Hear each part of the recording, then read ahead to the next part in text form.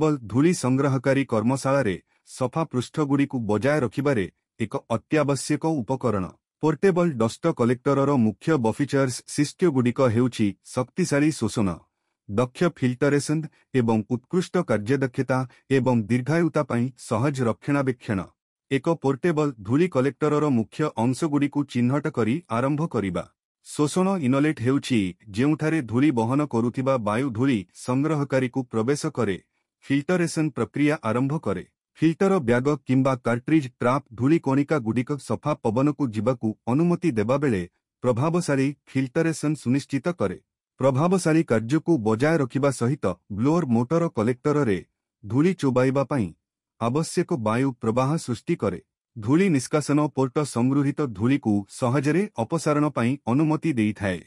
System सफा एवं प्रभावशाली रहिथाए। कंट्रोल पैनल धूली संग्रहकारी कार्य एवं सेटिंग को नियंत्रण करिथाए। सिस्टम उपरे सहज एवं सठिक नियंत्रण प्रदान करिथाए।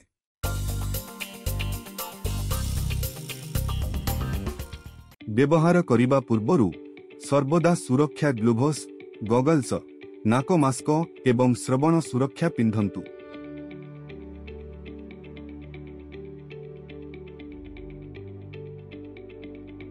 धूली संग्रहकारी को एपरी एक स्थान रे रखंतु जेउठारे एहा समस्त आवश्यकीय स्थानरू धूली धरी पारे। डस्ट कलेक्टर सहित डॉक्टर को संयोग करंतु ओ एहाकू भलरे सुरक्षित करंतु जहां निर्गम रोध करिबा पई।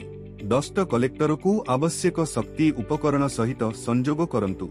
डस्ट फिल्टर और संग्रह बैग भलरे सुरक्षित करा जाइछि बोली निश्चित करंतु। डस्ट कलेक्टर को चालू करंतु और चाप वृद्धि पई अनुमति दियंतु।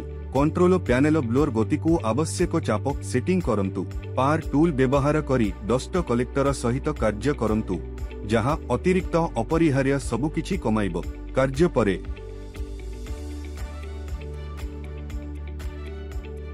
संस्करण इनलेट पाइप व्यवहार करी सत्तागुड़ी को सफा करंतु।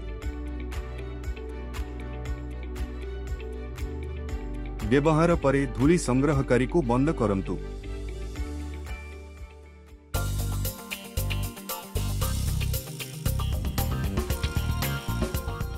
डस्ट फिल्टर को नियमित भावरे जांच करंतु और सफा करंतु जहां एहार क्लगिंग रोध करे और प्रवाह को निर्विध रखे। डस्ट बैग विकार पई नियमित भावरे जांच करंतु और सफा करंतु। डॉक्टर को संयोग गुड़िकर यथास्थिति जांच करंतु जहाँ की किछि लीक किंबा ब्लोकेज कमाई पारे जहाँ प्रदर्शन कमाई पारे। ब्लोअर मोटर को स्धीन डस्ट और शबद चाला करंतु जहाँ ओभरहीटिंग को रोध करिथाए।